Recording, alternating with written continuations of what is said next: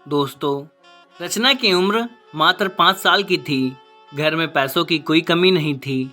उसके पापा का बहुत बड़ा बिजनेस था। रचना के पापा जगदीश जी उसे बहुत प्यार करते थे। वहीं उसकी माँ गीता उस पर जान छिड़कती थी। घर में कई नौकर थे जो दिन रात घर की सफाई, खाना बनाना और भी सारे काम करते थे। एक दिन रचना अपने मम्मी पापा के साथ घूमने जा रही थी। कार की पिछली सीट पर बैठकर रचना बाहर के नज़ारे देख रही थी। बाहर बारिश हो रही थी। रचना ने देखा एक छोटा सा लड़का सड़क किनारे अपनी बहन को गोद में बिठाकर खुद को और बहन को एक तिरपाल से ढकने की कोशिश कर रहा था, लेकिन तेज हवा के कारण दोनों ही भीग रहे थे। रचना बोली, मम्मी देखो वो दोनों बेचारे कैसे भीग रहे हैं। गीता बोली, हाँ बेटा, वे गरीब लोग हैं, यही उनका ठिकाना है। रचना बोली, लेकिन मम्मी ऐसा क्यों? हमारे पास तो इतना बड़ा घर है, कई कई कार हैं और उनके पास सर छिपाने के लिए कुछ भी नहीं। गीता जी बोली, बेटी ये सब इनकी किस्मत से मिला है और हमें जो भी मिला है हमारी किस्मत से मिला है। रचना बोली, मम्मी ये किस्मत क्या होती है और ये सब कुछ बांटने में कंजूसी क्यों करती है? रचना की बात सुनकर गीता जी और जगदीश जी दोनों हंस पड़े। गीता जी बोली, नहीं बेटा, ऐसा नहीं बोलते। सब कुछ ईश्वर हमें देते हैं, किसी को कम तो किसी को ज़्यादा। कुछ ही देर में लाइट ग्रीन हो गई और कार अपनी स्पीड से आगे बढ़ने लगी।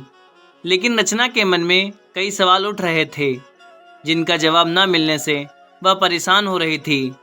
रचना रास्ते भर बाहर के दृश्य देखती रही। उसने कई जगह इसी तरह के गरीब लोगों को देखा जो किसी तरह अपनी गुजर बसर कर रहे थे। तीनों एक बड़े से होटल में खाना खाने के लिए गए। जगदीश जी बोले, बेटी तुम्हें क्या खाना है? जो चाहो वो मांग लो, बाद में तुम्हारी पसंदीदा आइसक्रीम खाएंगे। रचना बोली, पापा मेरा कुछ खाने का मन नहीं है। आपने रास्ते में शायद देखा नहीं, कितने लोग भूखे बैठे थे, वो भीख भी मांग रहे थे और हम यहाँ बड़े से होटल में खाना खा रहे हैं। गीता जी बोली, बेटी तुझे क्या हो गया है? वो लोग गरीब हैं तो हम लोग इसका क्या कर सकते हैं? अगर उनकी किस्मत में पैसा होगा तो वो भी अमीर हो जाएंगे और इससे भी अच्छे होटल में खाना खा पाएंगे। तुझे पता है पहले तेरे पापा के पास भी इतने पैसे नहीं थे, लेकिन फिर इन्होंने बहुत मेहनत की और किस्मत ने भी साथ दिया, तभी हम आज यहाँ तक पहुँच पाए हैं। रचना बोली, लेकिन मम्मी हम कुछ लोगों की मदद भी तो कर सकते हैं जिससे वे दुखी ना रहें। इस बात पर जगदीश जी बोले, अच्छा ठीक है बेटा, आप खाना खाओ, मज़े करो। जब हम यहाँ से जाएंगे तो कुछ खाना पैक करा लेंगे और तुम अपने हाथों से उन गरीबों में बांट देना। यह सुनकर रचना बहुत खुश हुई। जगदीश जी ने जाते समय खाना पैक करवाया और उसी जगह पर पहुँच गए जहाँ रचना ने उन लोगों को देखा था। तब तक बारिश बंद हो चुकी थी। रचना ने अपने हाथ से सबको खाना के पैकेट दिए। वह कुछ आगे चली तो वहीं छोटा सा लड़का अपनी बहन के साथ बैठा था। रचना ने एक एक पैकेट उन दोनों को भी दिया। वह छोटी सी बच्ची रचना की ओर हाथ बढ़ाने लगी। रचना उसकी ओर बढ़ी, तभी गीता जी ने उसे रोक दिया। गीता जी बोली, बेटी क्या कर रही हो? देखो वो कितने गंदे कपड़े पहने हैं और वो भी गीले, और तुम उसे गोद लेने जा रही हो। तुम्हारे कपड़े गंदे हो जाते, चलो यहाँ से। गीता जी और जगदीश जी रचना को लेकर कार की तरफ चल दिए। रचना बोली, मम्मी मुझे छोड़ दो, मैं उन बच्चों के साथ खेलूंगी, वो मुझे अपनी छोटी बहन की तरह लग रही है। जगदीश जी बोले, रचना तुम बहुत जिद्दी हो गई हो, चलो चुपचाप। पापा की डांट सुनकर रचना सहम जाती है और चुपचाप गाड़ी में बैठ जाती है। कुछ ही देर में तीनों घर पहुंच जाते हैं। रास्ते में तीनों ने एक शब्द भी नहीं बोला। घर आकर रचना चुपचाप अपने कमरे में चली गई।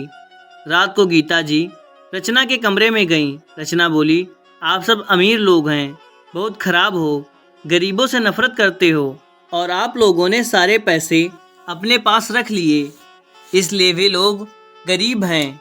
गीता जी उसे बहुत समझाती हैं, लेकिन रचना के मन में अपने माता पिता और सभी साथ वालों के लिए नफरत सी पैदा हो गई थी। कुछ दिन बाद रचना का जन्मदिन आने वाला था, लेकिन रचना ने जन्मदिन मनाने से साफ मना कर दिया। जगदीश जी बोले, मेरी गुड़िया अब तक अपने पापा से नाराज है। रचना बोली, नहीं पापा, लेकिन मैं जन्मदिन एक शर्त पर मनाऊंगी। मेरे जन्मदिन में अपने अमीर मेहमानों को छोड़कर उन गरीबों को बुलाना चाहती हूँ, उनके साथ खेलना चाहती हूँ। जगदीश जी बोले, बेटी ऐसा कैसे हो सकता है? हम लोगों में और उन लोगों में बहुत अंतर है। हमें अपने बराबर वालों में उठना बैठना चाहिए। रचना बोली, मुझे पता था, इसलिए तो मैं जन्मदिन नहीं मनाना चाहती, क्योंकि मैं इन सब लोगों से नफरत करती हूँ। गीता जी बोली, बेटा एक काम करते हैं, हम लोग जन्मदिन तो वैसे ही मनाएंगे जैसे मनाते हैं, लेकिन दिन में हम कुछ केक और मिठाइयाँ लेकर वहीं चलेंगे और उनमें बांट आएंगे। रचना नहीं मानती है और वह रोने लगती है। अपनी लाडली बेटी की आंखों में आंसू देखकर जगदीश जी का मन पिघल जाता है। जगदीश जी बोले, ठीक है बेटा, हम वैसे ही करेंगे जैसा तुम चाहती हो। जगदीश जी शहर के बाहर एक फार्म हाउस बुक करते हैं। वहाँ खाने पीने का पूरा इंतजाम करवाते हैं और जन्मदिन वाले दिन वे सड़क किनारे बैठे सभी लोगों को कई बसों में बिठाकर वहाँ ले आते हैं।